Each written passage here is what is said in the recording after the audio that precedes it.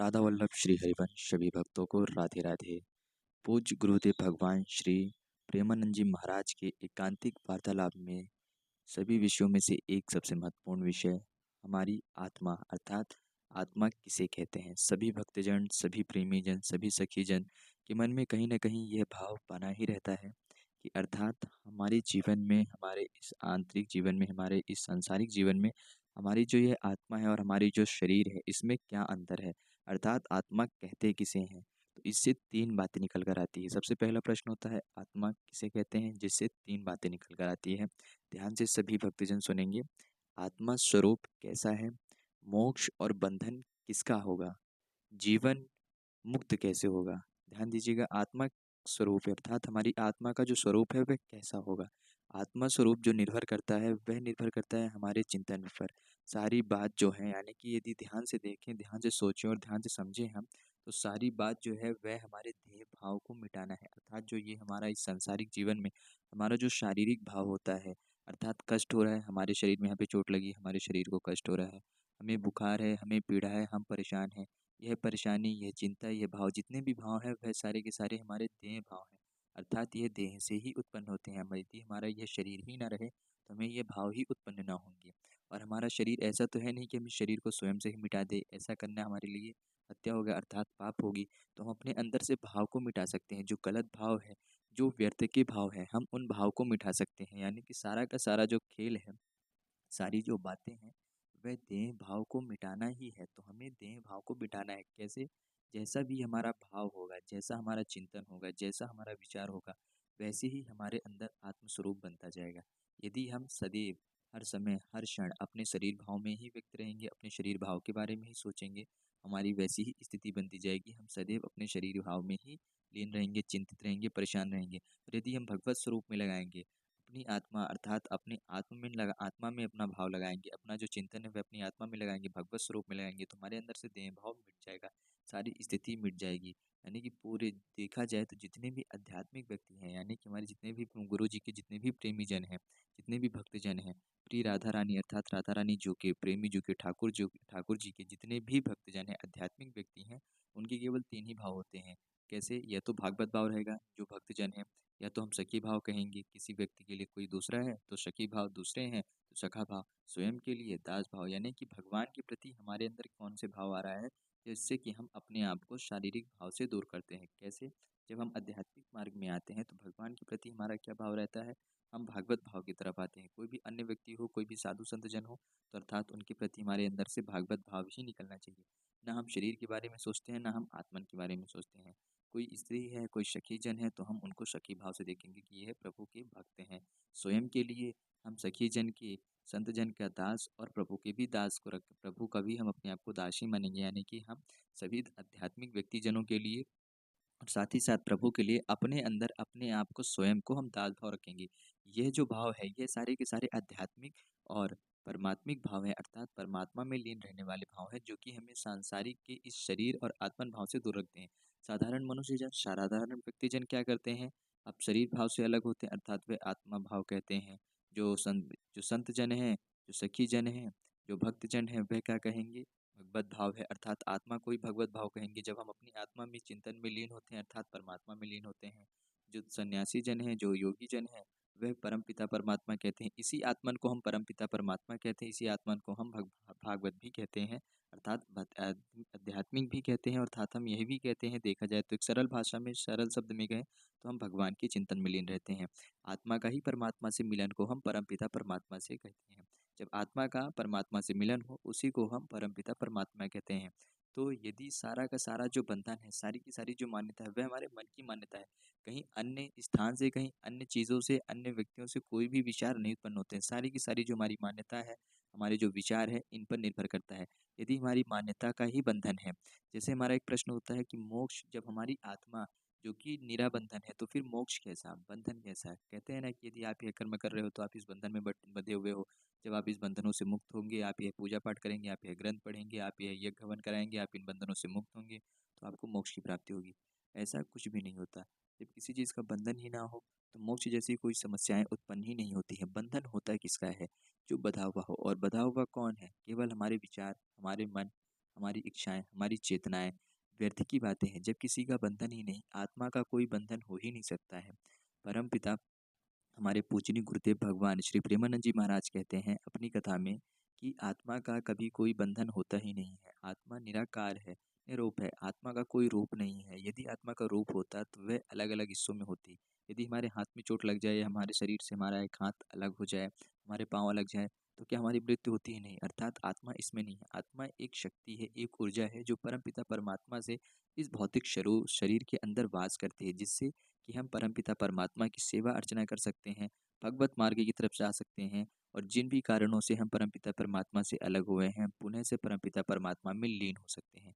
आत्मा कोई एक वस्तु या कोई आकार नहीं है जिसे कि बांधा या काटा जा सके। अर्थात आत्मा का कोई बंधन नहीं है। यदि आत्मा का बंधन होता, वह हमारे शरीर में बंधी होती, तो जब भी हमारे शरीर से यदि हमारा कोई अंग अलग होता, तो हमारी आत्मा भी अलग होती। ऐसा कुछ नहीं। जब आत्मा का बंधन ही नहीं तो मोक्ष कैसा? गुरु जी कहते हैं, पूज्य गुरुदेव भगवान प्रेमानंद जी कहते हैं कि जिसका बंधन नहीं, अर्थात जब बंधन ही झूठा हो तो मोक्ष भी झूठा है। यह सारी व्यर्थ की बातें हैं। यह सारी की सारी माया और क्रियाकलाप है कि आपको ऐसा बंधन है तो आपको मोक्ष मिलेगा।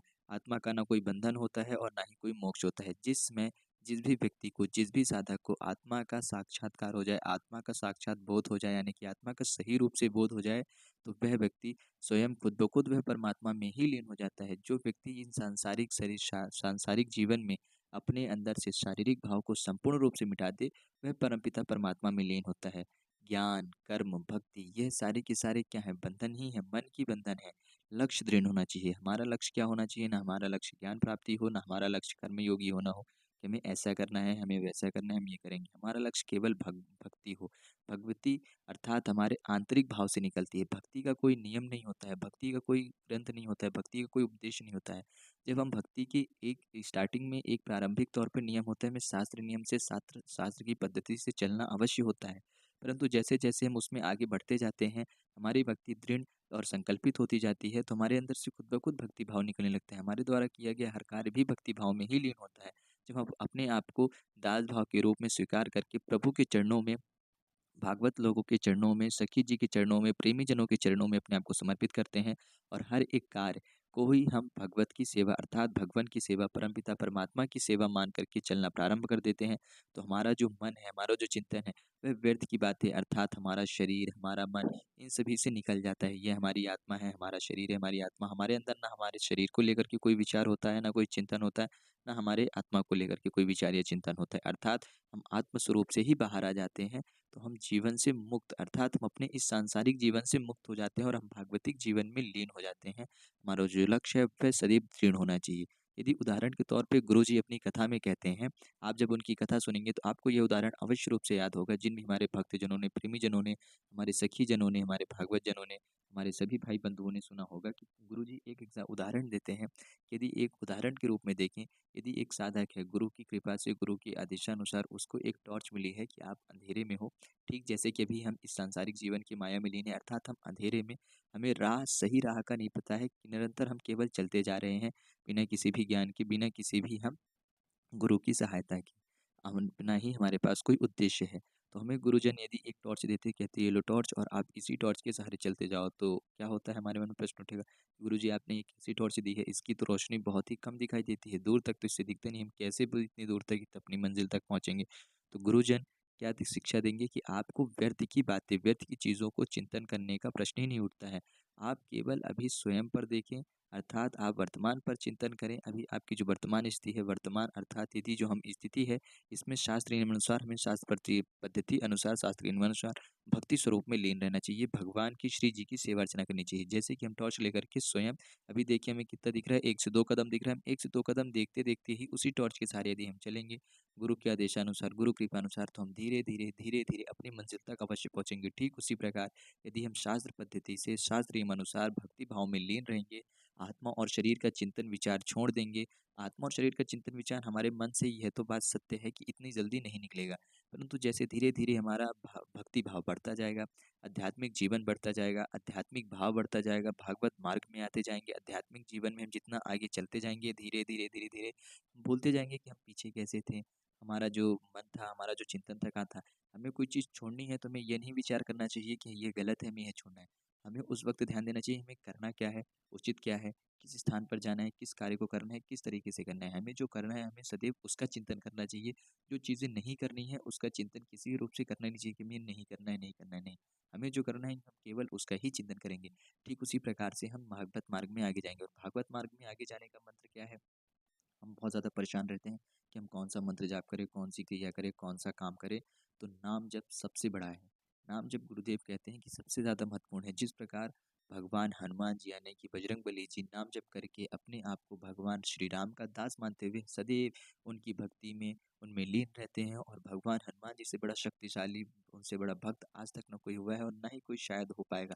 ठीक उसी प्रकार कैसे नाम जप से केवल निरंतर राम नाम का जाप करते हुए तो वैसे ही जो भी आपका प्रिय नाम है, जिस भी आप प्रिय भगवान भगवान को आप प्रिय मानते हैं, जिस भी भगवान के स्वरूप को वैसे तो पूज्य गुरु जी कहते हैं, पूज्य गुरुदेव प्रेमानंद जी महाराज कहते हैं कि वैसे हमारे जितने भी भगवान के जो स्वरूप हैं सारे के सारे स्वरूप एक ही भगवान के, एक ही शक्ति के सारे अलग अलग स्वरूप हैं, अलग अलग लीलाएं हैं। हमें जो भी भगवत नाम प्रिय हो, हम जिस भी नाम को प्रिय करते हैं, उस नाम का केवल जप करें, निरंतर उस नाम का जप करें। भगवान के उसी रूप के जो भी नाम जप प्रिय है, उसी ना रूप का हम निरंतर सेवा अर्चना करें, निरंतर ध्यान करें, उसी नाम का हम जाप करें। हमें किसी भी अन्य मंत्र जाप में परेशान होने की आवश्यकता नहीं कि हमें ये मंत्र करना है, हम इस मंत्र को इतनी बार पढ़ लेंगे तो हमारे ये पाप नष्ट हो जाएंगे, हम इस मंत्र को इतनी बार पढ़ लेंगे, इतनी बार कर लेंगे तो हमारे ये पाप के नष्ट हो जाएंगे, हम इस मंत्र को पढ़ेंगे तो हमें इस चीज़ का बोध होगा, हम इस चीज़ को पढ़ेंगे हमें तो यह आध्यात्मिक बोध होगा। मंत्र जाप केवल गुरु के आदेशानुसार ही किए जाते हैं। हम केवल नाम जाप कर सकते हैं। क्यों नाम जप इतना अधिक और महत्वपूर्ण है? क्योंकि नाम जप जो है हम किसी भी स्थिति में, किसी भी समय पर, किसी भी क्षण कर सकते हैं, कहीं पर भी। और मंत्र जाप ऐसे नहीं किए जाते। मंत्र जाप हर स्थान पर करना बहुत ही गलत बात होती है। गुरुजी सदैव कहते हैं सभी भक्तजनों को, सभी संतजनों को, सभी प्रेमी जनों को यह बात अवश्य रूप से ध्यान होगी ही कि मंत्रों का हर स्थान पर जप नहीं किया जाता है। तो नाम जप सबसे सरल और सबसे शक्तिशाली हमारे पास एक ऐसा शस्त्र है जिससे कि हम अपने जीवन के जो स्वरूप है, अपने जीवन का जो अभाव है, हमारे जीवन का जो आत्म स्वरूप है, उसको हम बदल सकते हैं और भागवतिक मार्ग में लगा सकते हैं। सन्यासी जन हो या भक्ति जन हो, भागवतिक जन हो, सभी विषय को मिटाने के लिए हमें क्या करना चाहिए? नाम जप ही करना चाहिए। संन्यास लेना, भक्ति करना, यह सारे के सारे जो विषय हैं, ये व्यर्थ के चिंतन है कि हम भक्ति कर रहे हैं, भक्ति कर रहे हैं, बहुत बड़े भक्त हो गए। नहीं, हम केवल प्रभु में ही लीन रहें। हम क्या हैं, कैसे हैं, ये भी हमारे अंदर चिंतन नहीं होना चाहिए। यदि हम प्रभु में लीन रहें और हम सदैव नाम जप करें तो हमारे अंदर से सभी विषय धीरे-धीरे खुद ब खुद मिटने लगते हैं। आत्मा और शरीर का चिंतन मिटने लगता है और जब जैसे ही हमारे अंदर से आत्मा और शरीर का चिंतन मिटने लगता है, हम जीवन के इन बंधनों से मुक्त हो जाते हैं। जब हम जीवन के बंधनों से मुक्त होते हैं, तो मोक्ष और बंधन इसका प्रश्न ही नहीं उठता है और हमारा आत्म स्वरूप अर्थात हमारे भगवान स्वरूप, हमारे जो आराध्य हैं, हमारे जो श्री जी हैं, हमारी जो राधा रानी जी हैं, हमारे जो ठाकुर जी हैं, हम उनके चरणों में अपने आप को समर्पित करते हैं। हर प्रकार के बंधनों से मिट जाते हैं। हमारा आत्म स्वरूप ही भागवतिक स्वरूप धीरे-धीरे बनता जाता है और हम भागवत में लीन होते जाते हैं अर्थात भागवत में लीन अर्थात भगवान के श्री जी के चरणों में हम लीन होते जाते हैं। तो यह छोटा-सा उदाहरण था, छोटी-सी चर्चा थी कि कैसे हम अपने आत्म स्वरूप को बदल सकते हैं। आत्मा जो है इसके भाव से, इसके विचार से भी हम सभी को मुक्त होना है। यह भाव रहना है कि हमारे शरीर को चोट लगी है, हमारी आत्मा को नहीं, यह भी कहीं न कहीं हमें बंधनों में ही बाँधता है। बंधन जो कि हमारे विचार से उत्पन्न होते थे, इन सभी से मुक्त होने का बहुत ही सरल और बहुत ही सहज रूप से गुरुजी ने अपनी कथा में, एकांतिक वार्तालाप में बहुत ही सरलतम तरीके से अपने भक्तजनों को, अपने प्रेमीजनों को, सभी भागवतिक लोगों को बहुत ही सरलता से समझाया था। तो उसी विषय पर हम सभी ने आज पुनः से चर्चा की है। उसी विषय को आज हम सभी ने एक-दूसरे के साथ पुनः से साझा करते हुए, हम सभी ने पुनः से एक-दूसरे के सामने व्यक्त करा है ताकि हम भी अपने भागवतिक और आध्यात्मिक भाव को, अपने आध्यात्मिक जीवन को और भी ज़्यादा आगे दृढ़ कर सके और श्री जी के चरणों में, श्री राधा रानी जी के चरणों में, श्री ठाकुर जी के चरणों में अपनी सेवा अर्चना समर्पित कर सकें। अपने आप को दास भाव से स्वीकार करते हुए उनकी ही अर्चना में, उनके ही नाम जप में लीन रहें।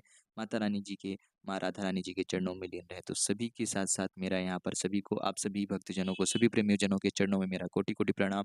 पूज्य गुरुदेव भगवान श्री प्रेमानंद जी महाराज जी के चरणों में मेरा कोटि-कोटि प्रणाम। साथ ही साथ इस वीडियो को यहीं पर विराम देते हैं। जय जय श्री राधा वल्लभ, जय श्री हरिवंश, राधे राधे।